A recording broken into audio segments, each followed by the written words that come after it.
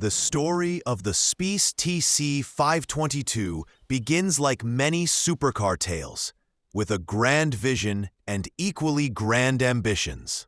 When Robert Spiess, head of a company producing industrial transformers, decided in 1992 to create his dream car, no one expected it to end up on the list of automotive's most fascinating duds. The premiere was spectacular. The prototype rolled out of a Boeing 747 at Frankfurt Airport, captivating journalists. The car was intended to be the first production road car made entirely of carbon fiber. The monocoque weighed just 150 kilograms, and the carbon Kevlar body weighed only 55 kilograms. Honeycomb components were also used, resulting in a curb weight of around 1,100 kilograms. The high cost of advanced materials made the project incredibly ambitious, but also economically challenging. The TC 522 was distinguished by its proportions: 4.45 meters long, 1.98 meters wide, 1.12 meters high, and with an impressive 2.89-meter wheelbase. Its silhouette was wide and low, typical of early 1990s supercars.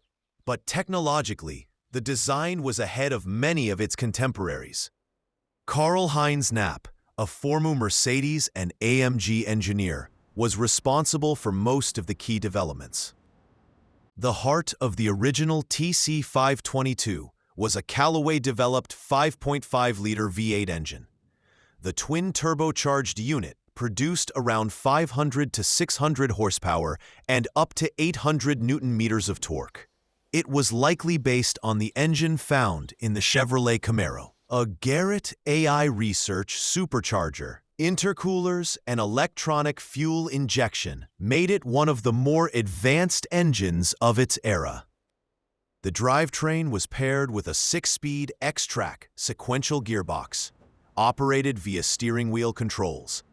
It also featured a limited-slip differential and traction control, features rarely seen in road cars of the 1990s.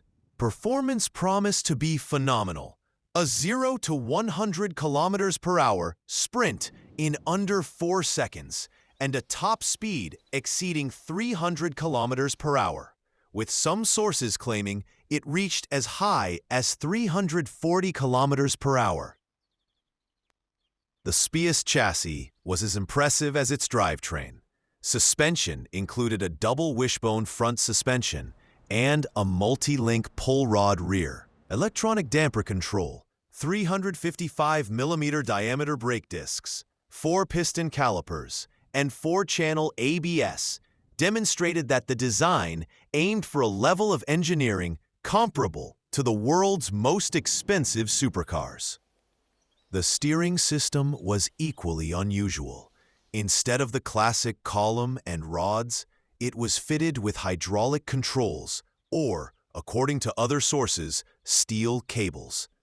Regardless of the version, this was an extremely rare and daring solution. The car also featured specially designed 18-inch rims and Pirelli P0 tires in sizes 295/35 at the front and 335/30 at the rear, underlining its extreme character. The Spiess's interior was as impressive as its mechanical solutions. The cabin featured a 2+2-seater layout, bordering on a technical marvel for a low, wide coupe with a large V8. The cockpit featured 3 displays, digital instruments, a Clarion audio system, a CD changer, and a camera replacing the rear-view mirror. The forward-thinking design blended with 1990s ergonomics, featuring a profusion of buttons and knobs. The planned annual production was 20 units, with a waiting time of up to 9 months.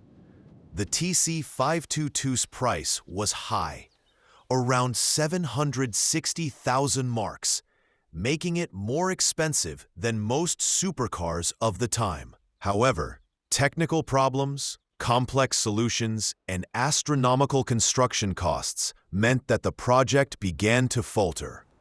The original TC-522 didn't survive. It was destroyed in a crash test. In 1997, a refreshed version, the C-522, appeared, lacking turbochargers and powered by a naturally aspirated LS1 V8 producing around 350 horsepower. This new variant was cheaper and simpler, but it didn't generate much interest. Only 2 examples were ever built, one of which was intended to be a mock-up without full functionality. Ultimately, not a single TC-522 or C-522 was sold.